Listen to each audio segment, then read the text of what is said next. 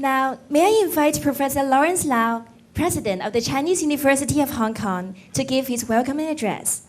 Professor Lau, please.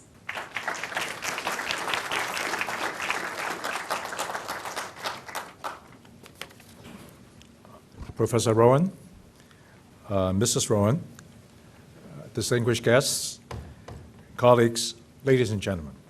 Good afternoon to you all, and welcome to the Chinese University of Hong Kong.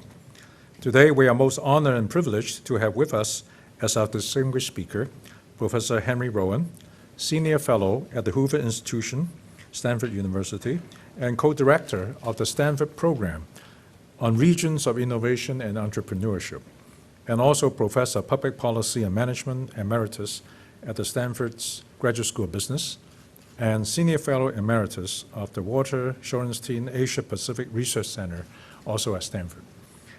He will speak to us this afternoon on tough times ahead, foreign policy challenges for the new president.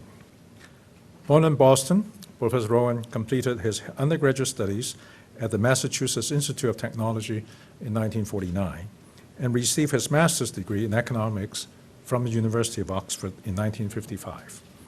He has held many important government posts on and off since 1961, mostly in the Defense Department. In between, he worked at the RAND Corporation, the famous West Coast think tank, where he became president in 1967. He joined Stanford University as Professor of Public Management in 1972 and was appointed to the Edward B. Rust Professorship of Public Policy and Management in 1986. He retired, in quotes, in 1995, but has continued to conduct research at the university. His current research focuses on the rise of Asia in high technologies. Over the past 4 decades, Professor Rowen has served the U.S. government in many different capacities.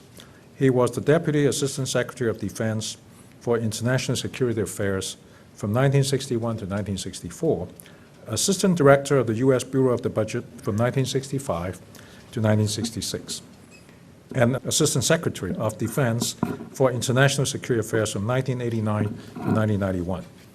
He was also Chairman of the National Intelligence Council from 1981 to 1983. Between 2001 and 2004, he was a member of the Secretary of Defense Policy Advisory Board. He also chaired the department's Energy Task Force on the future of science programs between 2002 and 2003. And he also served on the Presidential Commission on Intelligence Capabilities of the United States regarding weapons of mass destruction from 2004 to 2005. Professor Rowen is an expert on international security, economic development, high technology industries in the United States and in Asia. On behalf of the Chinese University of Hong Kong, I would like to express my utmost gratitude to Professor Rowen for giving us the opportunity to host this, his second lecture on our campus, so that our staff and students can benefit from his rich experience and remarkable insight once again. When he visited us back in December 2006, he gave a most stimulating talk on the predictable political consequences of the economic development of China. This afternoon, he is going to enlighten us on the foreign policy challenges for the new United States administration under President-elect Barack Obama. Ladies and gentlemen, I'm sure you can't wait to hear Professor Rowen's analysis of the tough times ahead for the U.S. president. So please join me in warmly welcoming Professor Henry Rowen.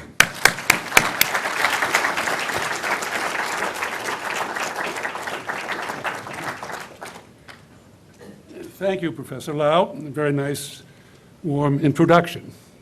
What a difference a year has made. President Obama will inherit an economy in a recession of uncertain depth and duration. He looks out on a bleak economic world scene. This rapid and unpredictable, I really should say, little predicted. There actually were a few people that predicted this, not very many. Situation should make you skeptical of what I say right now, but I'm going to go ahead anyway. Well, last spring when Professor Lau invited me to give this talk, there'd been stress in the financial markets for some months. Bear Stearns had collapsed. Stock prices had fallen fairly widely. It seemed like economic growth was continuing. Well, we know that in the preceding December, we entered a recession. We knew that after the fact a bit. And since then, we've had a global financial panic. World economic growth has just about stopped. And for the United States, this might be the worst recession since the 1930s. We don't know yet. We're in it. Until late in what seemed like an endless presidential campaign, at least where I was, the situation that now faces the new president, domestic and foreign, was a little discussed. The economic issue was not really there until late. But now economic questions dominate political discourse. Beginning what to do about the sorry state of the 3 Detroit automakers. And there's a discussion there's going to be a large fiscal stimulus package introduced within a couple of weeks, pretty sure.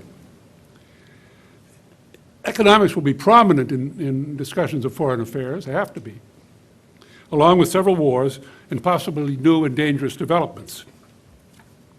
So what did the president-elect say during the campaign? Well, with the main exception of Iraq, there was not a lot of debate about foreign policy. Candidate Obama took the position that fixing the American economy trumped all else, although that came late as a big issue, a big factor. On the wars, he said, I will end the war in Iraq responsibly, finish the fight against al-Qaeda and the Taliban in Afghanistan. He advocated taking all of our forces from Iraq by the summer of 2010. He also said, I will rebuild our military to meet future conflicts, but I will also renew the tough, direct diplomacy that can prevent Iran from obtaining nuclear weapons and curb Russian aggression. The Russian mention had to do with the fact that the Russian-Georgian conflict occurred shortly before the election, so it had to be discussed, and they couldn't be silent on it. And they had to say something negative, appropriately, actually. And they did, but it wasn't a point of contention between the two candidates, between them. In Iran, he proposed to change President Bush's tactic of policy by having direct talks while keeping the economic sanctions on. On trade, Obama said that he generally supported free trade, but that he would seek more enforceable labor and environmental standards, and he would amend the North American Free Trade Agreement, NAFTA. He advocated a large increase in foreign economic aid. Quote, as president, I will double our annual investment to $50 billion a year by 2012. But our trade deals, debt relief, and foreign aid must not come as blank checks. I will couple our support with an insistent call for reform to combat the corruption that rots societies and governments from within. Perhaps his largest policy departure was advocacy of a push to cut greenhouse gas emissions. And I quote him again, as president, I intend to enact a cap-and-trade system that will dramatically reduce our carbon emissions. I will work to use energy more efficiently in our cars, factories, and homes, relying more on renewable sources of electricity and harnessing the potential of biofuels. This position was also not much debated during the campaign. He spoke on what he called neglect of the interests of our friends and allies, and this is a longish quote, but I think it's interesting. We dismissed European reservations about the wisdom and necessity of the Iraq War. In Asia, we belittle South Korean efforts to improve relations with the North. In Latin America, from Mexico to Argentina, we failed to adequately address concerns about immigration and equity and economic growth. In Africa, we have allowed genocide to persist for over 4 years in Darfur, and have not done nearly enough to answer the African Union's call for more support to stop the killing. I will rebuild our ties to our allies in Europe and Asia and strengthen our partnerships throughout the Americas and Africa. That's the end of the quotation. Little was said about Asia. I must say that just as well not to get mentioned in a presidential campaign, actually, because sometimes what's said in the campaign will affect what is done later on, and not always for the better.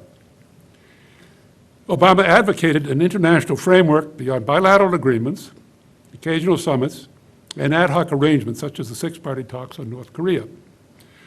And I quote him again, "We need an inclusive infrastructure that can promote stability and prosperity and help confront transnational threats from terrorist cells in the Philippines to avian flu in Indonesia." On China, about all that he said was that we need to broaden cooperation while strengthening our ability to compete. I mean, that was about it. It wasn't a lot more than that said. Overall, he did not present a general theory or doctrine about America's relations with the rest of the world. Instead, he promised continuity and a policy of openness. And I quote him again, "After Iraq, we may be tempted to turn inward. That would be a mistake." So he basically argued for better leadership. So now I turn to the world outlook of our elites. They've become very gloomy. I mean, it's extraordinary how gloomy they are. And I'm going to give you I think not an unusual comment, a representative comment by Richard Haas, who's the president of the Council on Foreign Relations. "We need to cut spending, and there will be reductions in defense and foreign policy spending. There will be great difficulties in negotiating climate change agreements with China and India, given their felt need to protect growth. It will be very difficult to get a majority for immigration reform. There will be more resistance to foreigners buying U.S. assets and more trade protectionism. Reduced U.S. imports will slow world growth. There will be more poverty and violence and political instability around the world. There is reduced appeal of free markets, which will go too far, with adverse consequences for economic recovery and democracy. There is hostility to the United States on the view that lax regulations led to excesses and then collapse in our home mortgage market. Globalization is tarnished with more state intervention, protection, and mercantilism." I think he wrote this before the election. I think it came up before the election, probably. Must have been. Haas also mentioned a few positives.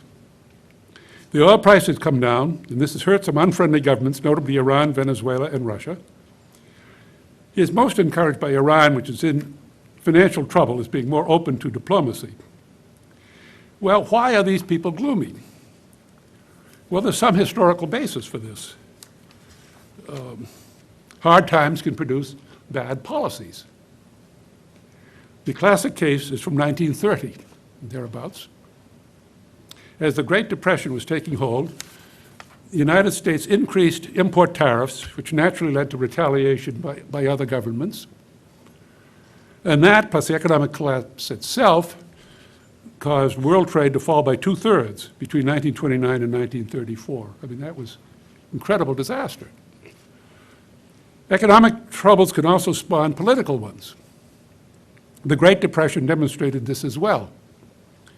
The historian David Kennedy, who is at Stanford, and Robert Hormats of Goldman Sachs write that in 1931, when Japan invaded Manchuria and Hitler took over in Germany, they began their campaigns of aggression.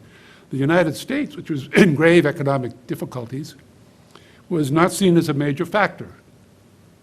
Within 10 years, the U.S. was at war with both of them. Fortunately, we have learned how to avoid another Great Depression, but the fact that the present situation was little predicted should be sobering. So one cannot have a pile of economic topics here and military ones there and diplomatic ones somewhere else, all distinct from each other. They're connected. So what are his foreign policy challenges, which is my main topic? Well, there are known challenges, at least broadly known, and there are unknown ones. This is a historical point. In the latter, the unknown category, President Bush's period in office was marked by two big surprises. The attack in New York and elsewhere in 9/11, 2001, near the beginning, and the financial crisis of 2008, which is near the end, like bookends for that, his tenure in office. In any case, the hard economic times will likely take a toll on shaky governments around the world, but which ones will fall is hard to know. Very likely there will be some. So President Obama is going to probably have some large surprises. These are in the unknown category. We now know something, at least. From day one, he's going to have to deal with Israel's attack on Hamas in Gaza. That's unlikely to have gone away as an issue 12 days from now. So he faces, among the known ones, these wars in Iraq and Afghanistan, domestic recession, global economic woes, financial system needing major changes. You mentioned a nearly collapsed domestic auto industry, and the possible use of weapons of mass destruction by terrorists. He has a strong team to tackle them. One experienced in national and international affairs, I'll just mention a few of them. Hillary Clinton as Secretary of State, Timothy Geithner as Secretary of the Treasury, Larry Summers as an economic advisor, Robert Gates as Secretary of Defense, and General James Jones as National Security Advisor. Economic issues. Well, there's been a colossal failure of our financial system, not only ours. Now, why and how this has happened and how to fix it is being urgently debated. It'll be a major item of business in the new administration. His most pressing need, which will have international ramifications, is recovery of the American economy. The Federal Reserve has acted with great boldness, although the correctness of some of his decisions will long be debated. The biggest hole in the current strategy is acting more directly on the housing market. And that probably is coming, although it's a complicated question. That's why it hasn't been acted on, I guess, by now. A large spending program will begin soon, followed after the end of the recession, whenever that is, by a combination then of spending cuts and tax increases. We're not going to have the tax increases now. Certainly not going to have spending cuts now. We're going to have this big fiscal stimulus package now. But following that, there will be a combination of tax increases and spending cuts. There'll be slow growth in U.S. consumption, rise in the savings rate, a reduced current account deficit. These all go together. There are calls for changes in the international financial architecture, as it's called, a new world financial architecture.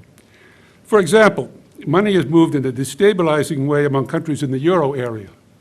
Ireland at one point raised its overnight rate or something like that, and money went rushing into Ireland, out of other places. Well, that's not so good. I mean, that's a bit of a problem. It's being addressed, I'm sure. The International Monetary Fund has not played much of a role and has too few assets to enable it to play much of a role in this one. There's a good case for swap arrangements among the major central banks being greatly expanded. There are arguments for changing membership of the G8, G7, G8, which includes Italy and Canada, but not China, India, or Brazil. Somehow seems out of date. Or making the G20 the major forum for big power discussions, and increasing the voting rights of the non-European countries in the IMF, and more than that. I mean, there are other proposals around. It's interesting to contrast whatever that decision process will be. It's going to be complicated because there are a lot of players. With what happened in Bretton Woods in 1944, when the more or less current, it's a little outdated, system was created, two governments, the United States and the United Kingdom, made the decisions. That was it. Well, it's going to be more complicated this next time. The other big danger in international economics, in addition to, or besides drawing the wrong lessons from the financial panic, which is quite possible to happen, is a growing protectionist attitude towards trade, which is centered in the Democratic Party members of Congress. Congress has been unwilling to approve trade agreements with South Korea and Colombia. I think it's ironic that there are members of the Korean legislature who object to the agreement, and they may both get their wish, no deal. And that looks like a lose-lose proposition to me, but that not happen. If Obama tries to open up NAFTA, North American Free Trade Agreement, who knows what evils will pop out? I mean, that's not a good idea, basically. Leave it alone, in my view. President-elect, after the election, has been silent on trade matters. The quality of his economic team suggests his protectionist line will be moderated, but he is beholden to trade unions who want to limit imports. Congressman Becerra, whom I never heard of before he made the statement, he was offered the trade representative job. He declined it, and he's quoted as saying, I reached the conclusion that trade would not be a top priority or even a second or third priority for him. I think a higher priority might be forced on him by the Congress or others. In any case, the main mechanism by which trade might be impeded is by creating non-tariff barriers, a task in which politicians are really very skilled. They know how to do this. They try frequently. A case in point, which is current. Money going to the failed Detroit automakers is a non-tariff barrier. The fact that this happens around this kind of thing happens around the world means that other governments face the same incentives and sometimes respond to them. So there's some uncertainty here on the trade front. Security. Well, among the known challenges he inherits 3 wars, Iraq, Afghanistan, and the one on terror. Since the election, he has said little on Iraq. His position on the date certain pull-out of forces has not been voiced recently. The Sunnis have turned against al-Qaeda. Violence is much diminished, and hope has grown that we can remove many or most of our troops this year. However, there remains a large question about how its 3 major ethnic and religious groups will get along, and it isn't hard to imagine conflict re-emerging there. No one is optimistic about the war in Afghanistan. What happens there is inseparable from developments in Pakistan, a country in political chaos, and caught up in its never-ending struggle with India over Kashmir. Here's one observer's comment about Pakistan. The government doesn't control the military doesn't control ISI, its notorious interintelligence service, and ISI doesn't control many of the terrorist organizations it set up. I mean, that's a description of chaos, sort of. It's chaotic. For Afghanistan, maybe at best, it would be a set of local arrangements that would reduce the level of violence. It might be feasible. Trying to prevent the disintegration of Pakistan might become a major preoccupation of the new president. Not that he necessarily can do much about it, but it's a danger. On the war on terror, the word war was chosen after the events of 9/11/2001 to distinguish it from the law enforcement paradigm in effect before those events. Then a crime had to be committed, and then you try and figure out who committed the crime and arrest them. Since 2001, the idea is to act preemptively, which we have done, inevitably making some mistakes. But there have been no attacks on the United States since then, and I would be surprised if President Obama tries to make a large change in the conduct of this war. It's in many ways unpopular, but we haven't been attacked. So that's sort of hard to change. However, he and all of us might be confronted by some terrible events. There's growing worry about the use of weapons of mass destruction, not so much by a government, but by a terrorist group using biological agents or nuclear explosives. This kind of threat became a worry with the collapse of the Soviet Union in 1991, when it was feared that political confusion or corruption might cause some of its many nuclear weapons to fall into terrorist hands. This led the U.S. to help secure them. Although that worry is now somewhat diminished, a heightened one is Pakistan's nuclear weapons. Given the condition of that country, we can see why. Again, we've tried to make Pakistan weapons more secure, but no one should feel comfortable about the situation there. According to a recent report of a congressional committee, and I quote, by 2013, it is likely that weapons of mass destruction will be used in a terrorist attack somewhere in the world. In order to prevent or minimize this concrete danger, it is necessary for the global community to act with urgency and determination. Well, I doubt that the Commission had much basis for using the word likely, but the barriers for such groups acquiring these weapons are falling. Now I want to make a comment on some regional challenges.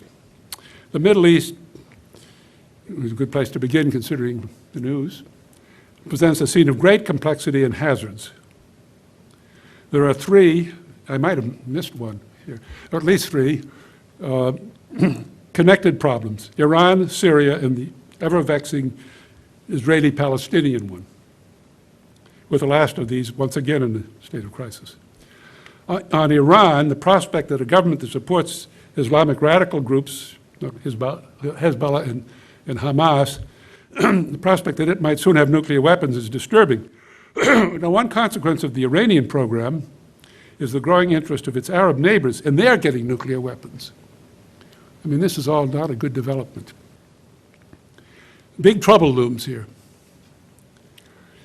Our economic sanctions have had an effect on the Iranian economy, but its oil wealth has kept the regime, which is really an incompetent one in economic matters at least, going. The likelihood of its dropping its weapons program is small, but it might make some modifications in exchange for relief on sanctions. The idea on Syria is to detach it from Iran, and that in turn is supposed to help with the perpetually challenging Arab-Israeli conflict that we are perpetually supposed to help ameliorate. How much President Obama can do about this tangle is hard to say. On Russia, Secretary of Defense Gates, and I must say I'm grateful that he's in that job and that he's being continued in that job in the next new administration, said before the U.S. begins rearming for another Cold War, it must remember that what is driving Russia is a desire to exercise past humiliation and dominate its near abroad, not an ideologically driven campaign to dominate the globe. That's the end of the quote. Many Europeans, especially the Eastern Europeans, are understandably worried about Prime Minister Putin's aims. The fate of Ukraine, from a broader perspective, is a leading concern. It's rather a divided country, and there's good reason for concern there. But this is an issue more for Europeans than for Americans to address. On East Asia, as I have said, there was little discussion about it during the campaign. On North Korea, everybody here knows, I'm sure, he inherits a hard case. Much attention focuses on negotiation, principally the six-party talks, with the long-established aim of it giving up nuclear weapons. However, the North's ruling elite, which is a mafia with no concern over the fate of its people, well demonstrated, sees having nuclear weapons as essential for its survival. I doubt much can be done about this, although we should keep trying. On Japan, I think relations are in good shape in general. I turn now to China. Although President Bush's handling of foreign affairs was inadequate on several fronts, on the whole he did well on China. Taiwan issues were handled correctly, and things could have become ugly on economic relations, but didn't. There's no reason to believe that President Obama will do less well, except for his party's unfortunate stance on foreign trade, a potentially dangerous exception. To repeat, hard times can produce bad policies, and one can imagine China being targeted by Congress on trade. There will be continued pressure for the UN to keep appreciating against the dollar, even though it makes little difference to our economic situation, and is now more awkward for China. Well, I've mentioned, I'll just repeat, that the era of debt-financed high growth is ended, won't soon return, which implies a longer-term, slower growth in American demand for Chinese goods. And as we come out of it, our fiscal deficit and current account deficits will shrink, which will be a slowing or reduction in the stock of claims on U.S. assets held abroad, presumably including China. This need not be a big problem if it happens gradually, which I think it will be. Much is being written, some of it foolish and some of it sensible, on the theme of the rise of China, decline of the United States. So it's just I want to note, in my view, how relaxed most Americans are about this. Maybe it's hard for them to see where our respective core interests collide. Maybe it's because 20 years ago they were told Japan was number one and it turned out not to be. Anyway, let's hope that good sense prevails during Obama's period in office. Defense planning. It's shifting. Secretary of Defense Gates wants to prepare more for counterinsurgency and stability operations and less on large wars and costly weapons. He's also making it clear that the Navy is going to shrink, saying, and I quote him, "Its fleet is larger than the next 13 navies in the world combined." Seems like quite a lot. But considering that the last major fleet battle was in 1944 in Leyte Gulf, it isn't obvious that comparative fleet size is an especially relevant criterion. But in any case, he mentioned it. If international events permit, the Obama administration will cut military spending substantially. Energy and the environment. Well, I mentioned this major departure on controlling greenhouse gas emissions. And here also his appointments reflect a commitment, notably his appointment of Stephen Chu, Nobel laureate in physics, as Secretary of Energy. For several years as head of the Lawrence Berkeley National Laboratory, Chu has pushed the development of low-carbon liquid fuels as an alternative to oil. And I'm pretty happy to see him. Actually, the outgoing Secretary of Energy is a very able person, but Chu is a especially able person. Well, CO2 emissions are the ultimate global collective good. As one could think of one involving the solar system, but in any case, for Earth, it is. And it's a quintessentially international topic for that reason. Well, the answer for China, the US, and Europe, or fact, is that each produces about 20% of the world's greenhouse gases. The Europeans, recognizing their contribution to this phenomenon, began a cap-and-trade system of controlling emissions in 2005 and are gradually tightening it. Several American states, and together with some Canadian provinces, have taken some local initiatives, regional initiatives. And there will be national legislation in the US within a year or two, although at first in a weak form. President Obama will not try very hard to get the Congress to sign on to the Kyoto Protocol because the Congress won't do it. I mean, and there's another kind of major international scheme, the Clean Development Mechanism, that involves companies trading emissions across borders. It's fraught with difficulties, and I'm not sure how that will fare in American politics. China's emissions are rising rapidly, but no one expects it to do anything about it soon. So this raises the question about how serious will controls be in Europe and the United States when they really start to cost, which they're supposed to at some point. And they might actually be required. It might be really important to do this. A lot of people have to pay. It's not clear how they'll respond. I suppose that President Obama will try to reduce opposition by proposing a loose cap and distributing many rights to emit carbon dioxide for free, which is what the Europeans did at first. And then they've tightened it up. I think the same thing will happen in the US. And looking ahead, you can see problems arising with China and India in this topic, but at this stage, the United States, which has no commitment to reducing emissions, cannot be a serious critic. Now, whether the planet will wait for the politicians is another matter. Political relations and personal style. There has been much criticism that President Bush neglected the interests of friends and allies, that he believed too much in the use of force and too little in what Joseph Nye called soft power, the exertion of influence through persuasion and example.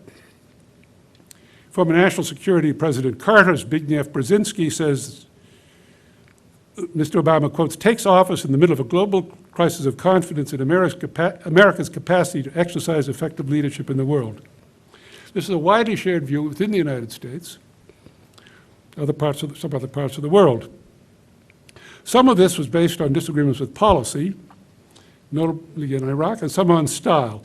His two closest associates for most of his tenure, Vice President Cheney and Secretary of Defense Rumsfeld, do not have emollient personalities, to say the least.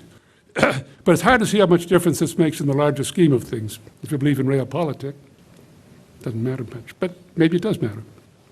So President Obama's arrival has been widely welcomed as heralding a change both in what is done and how it is done. That the presidential style will change is clear. The prospect for the change in the content of policy is not so clear. Most of the foreign policy positions taken by Obama during the campaign differed little from those of Bush. Final comment. A counter to the widely shared gloom I have described is great optimism in the country about President-elect Obama. It is remarkable. 70% of the population say they feel good about him, including 40% of those who voted for Senator McCain. It's kind of interesting. Now, this percentage can only go down from here. And contact with reality begins 12 days from now. Thank you very much.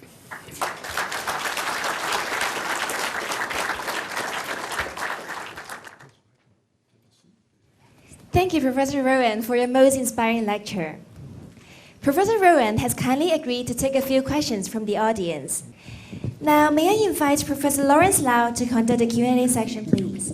Thank you very much, Ari, for that extremely insightful lecture. Let us give Professor Rowen a big hand.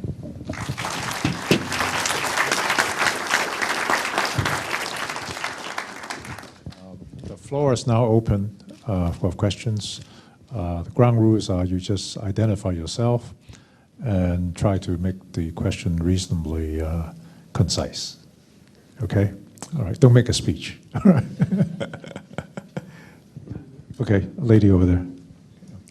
Professor Rowen, my name is Trudy Liu. I work for the Yale China Association, and I'm stationed at New Asia College as UHK. My question for you is, from your perspective of history and also economic climate, can you comment on what you think the U.S.'s role plays in Asia-Pacific regional integration? For example, the U.S.'s role in APEC, the SAARC, or ASEAN? Sure, I'll say something, although it's not an easy question to answer very clearly. APEC is too much geography involved in APEC. It's too big, in a sense. But what about the more limited? I was very interested to see the other day in the news account that on economic matters that Japan, Korea, and China came together for the first time, apparently, on that particular three-way combination. Well, that's encouraging. And not just on economic matters. There's a lot more than one could imagine, having more than three-way, but at least three, coming together. That's the way it ought to happen. I mean, rather than some kind of highly orchestrated top-down, I don't think that'll happen. But if there are specific issues on which people think it's really a good idea for, let's say, China and Korea and Japan, and possibly some others, to come together, that's great. I mean, there are a host of possible candidates here, and I'm not sure I would want to try a list of them, but that's sort of the way I think about it. Specific questions, people decide, hey, we better get together and talk about this, and then maybe something else and something else. Then people will look back and say, hey, a lot has happened, and do more. Oh, you asked about the U.S. We should be very much in favor of this process, such a process. I don't know if all Americans, I think they should really. Questions from the floor? I know what to do. I ask the class questions. This lady up there. Thank you. Professor Rowen, I'm sorry I was late, so maybe I missed your point. If you mentioned about it, you can just tell me. Well, my question is, actually I'm pretty interested in Obama as the first black president, if you could say that. So, and also I'm pretty interested in his government, that usually the president elected choose the people agree with him for his government. But President Obama actually didn't really choose all the people agree with him. But it's an interesting situation is like Obama actually choose a lot of people who don't really agree with him on some specific policy ideas. So my question will be, what do you think, not only for the new president, but also for the president and his government? What do you think the challenge for them? Well, the focus here is on foreign policy. I don't think he picked anybody who had any big problems, differences with on foreign issues. I mean, Hillary Clinton and he were, vying for the Democratic Party nomination, and they disagreed on various things. But I would not say that she's really, that I can recall, really opposed to anything in this front or that he really favors. I'm sure they had a long discussion about this before she got picked as Secretary of State. So I don't think that's a big issue in the cabinet. I don't really see it.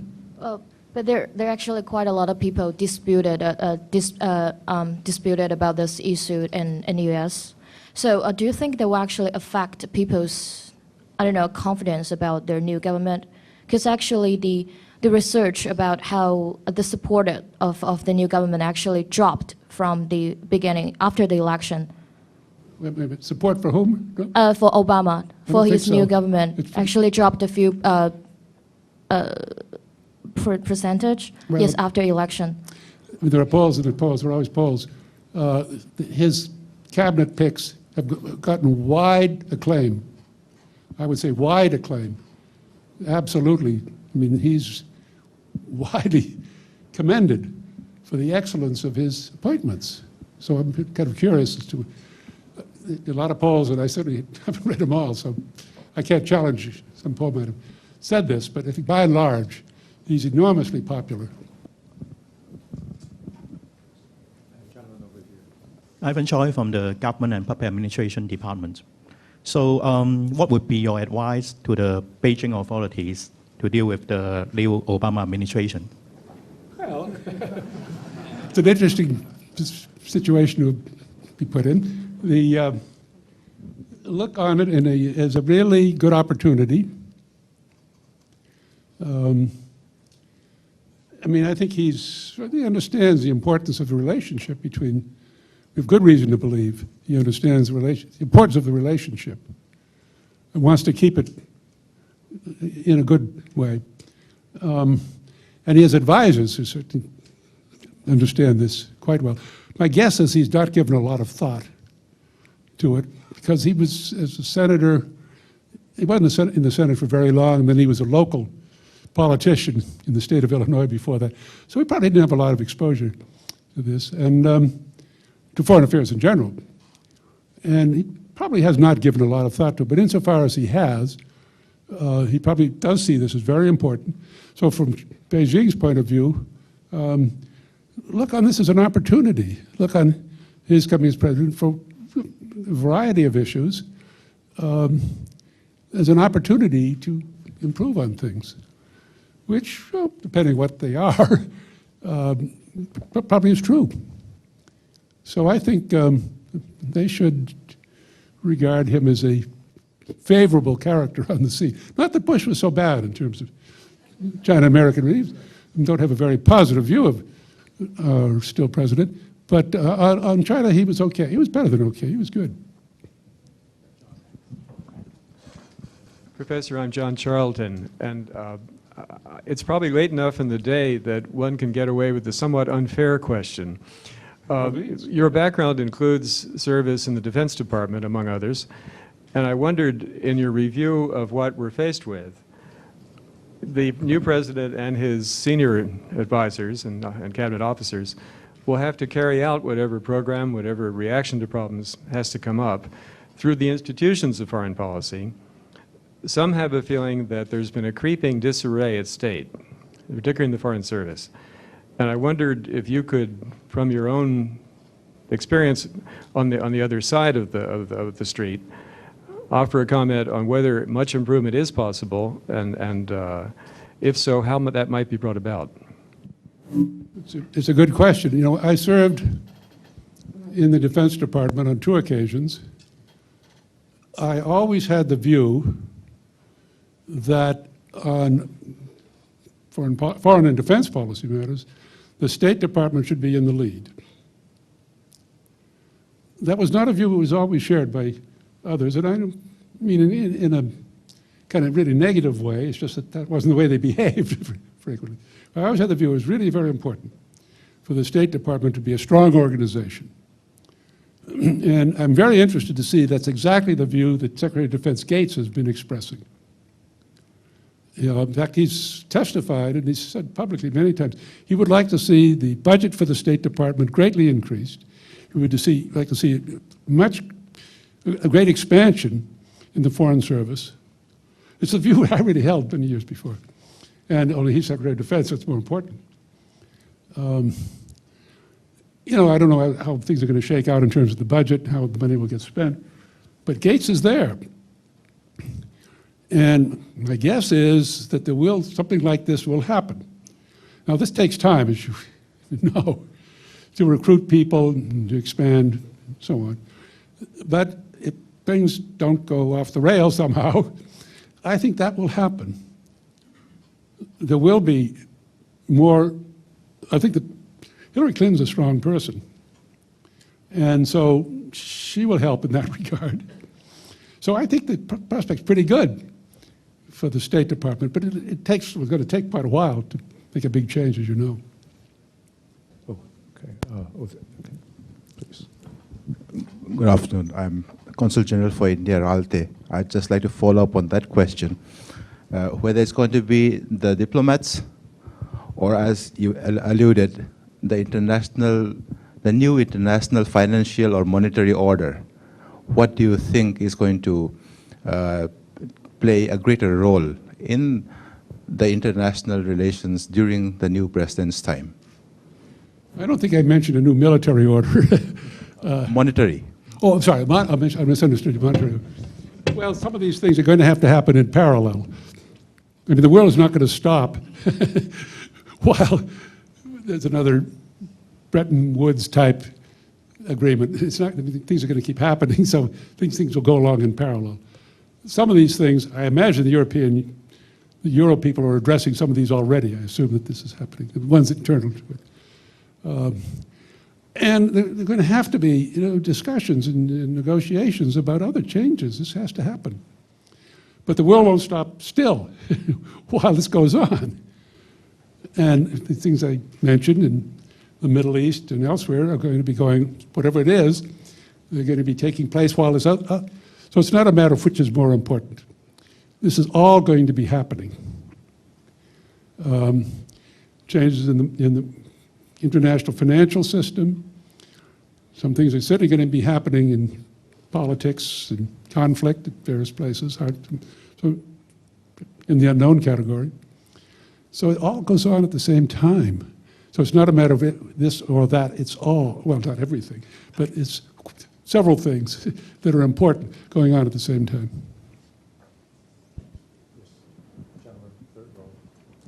Thanks, Professor Rowen. My name is Ken. I just have a question about Africa. So, to my knowledge, America is not very involved in Africa, and probably the Chinese are more involved in Africa. Do you think the situation would change in the Obama administration, that America would get more involved in Africa? That's a really good question. And he said some things about Darfur, which I'm not sure how they can be implemented. There's not a great disposition in the Congress or in general in the country to get much involved. We have actually a fair amount of foreign aid that goes to Africa. It's quite a lot, in fact, the foreign aid that goes to Africa. But on the whole, we've not tried to get involved politically. And unfortunately, we should have in some cases, as in Rwanda, and we didn't. I mean, that was horrible. But I think it will be very controversial if Obama tries to do very much in Africa. And I'm not kind of doubt that he will try to do very much in Africa. Darfur has said some things about which he has to do something about. But otherwise, I kind of doubt that much will happen. But he won't be able to deliver all that extra foreign aid, by the way. I mean, we don't have the money now.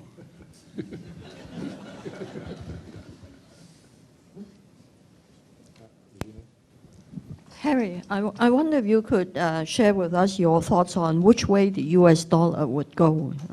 The U.S. U.S. dollar, yeah. Oh, God. Or maybe the president could. You know the saying, it's a mug's game? I haven't the foggiest idea. I mean, I read all the stuff that's, not all of it. I read some of the stuff that's published on it, and I don't believe any of it. I think that's in the too hard category, for me at least. I have no idea. Harry, my name is Billy Lam. Could I ask you maybe a lighter side question? How much do you think the new president's foreign policy directions will be affected by his own background, ethnic, family, upbringing, and so on? Good question. He, as a child, was in Indonesia, grew up in Hawaii. A lot of, this is not Middle America. And it had to have some effect on his world outlook, which doesn't mean he necessarily knows a lot, because I think he does not really I mean, I have no particular reason to believe that he basically came out of Chicago politics, which is a school of hard knocks, you might say, and a kind of an amazing amount of corruption. And so, I'm not saying he's corrupt, by the way. There are some, and as far as I know, he absolutely is not. And by the way, there have been some other politicians who've come out of Chicago and Illinois who have not at all been corrupt. So, but it is really quite a place. And there's no particular reason to believe he's been much exposed to, is involved the rest of the world. So you have the family background, which is there, certainly important. And but I think in terms of his personal experience, career experience, not very much. So I don't know, he's kind of a blank slate, to me at least in that regard. I'm Vincent Lee from a school pharmacy. The country is very excited about the president-elect. Do you think the Congress is? The country is, but is the Congress? The Congress is as excited about him? Probably not. I assume not. These are really politicians who've been around, and they tend, most of them, not to get excited about anybody. And some of them are, I'm sure. But I'm sure there's more reservation there.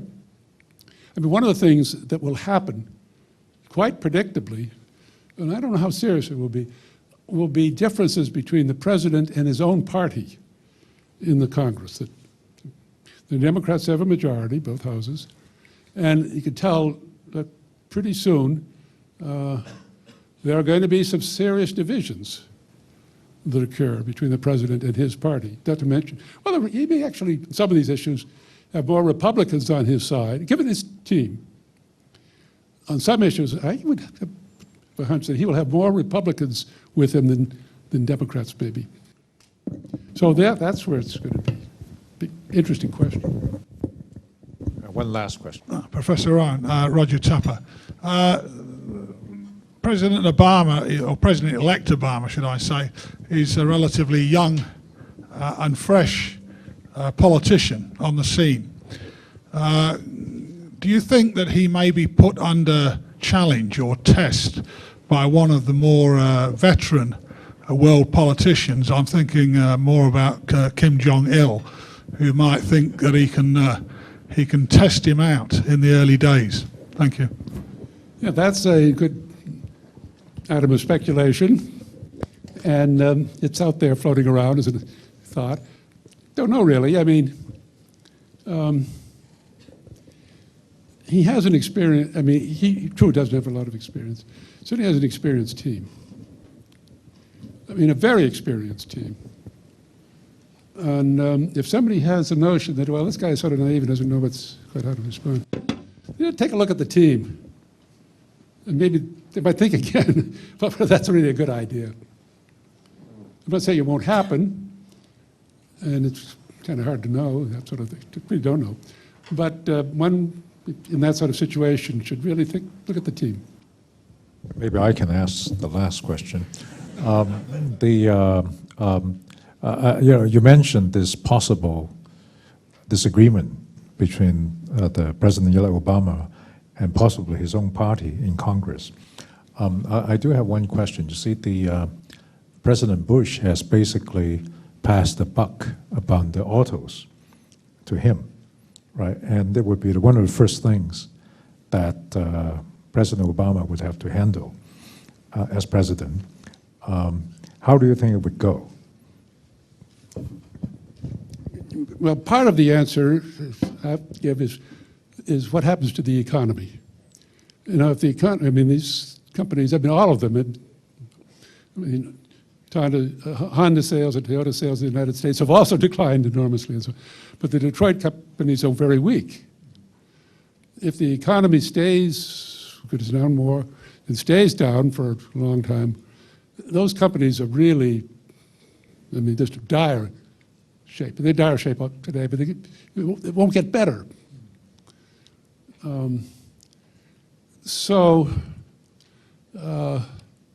If on the other hand, it looks like it might pick up a bit, it'd be kind of a different matter. I mean, the ideas around, been around for some time, to have what the technical word is, an arranged bankruptcy. That's not the right word. Yeah, but sort of something that is orchestrated bankruptcy. And that strikes me as the right thing to do, because they are actually, in a meaningful sense, bankrupt already. So why not recognize it?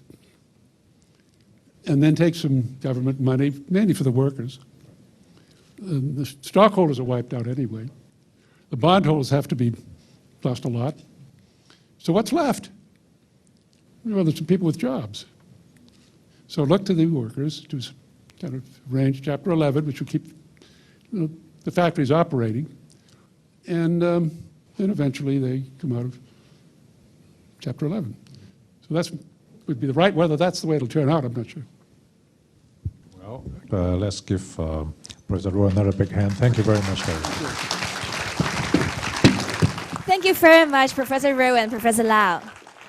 It is indeed our great honor to have invited Professor Rowen to the Chinese University. To show our appreciation, Professor Lau will now present a souvenir to Professor Rowen.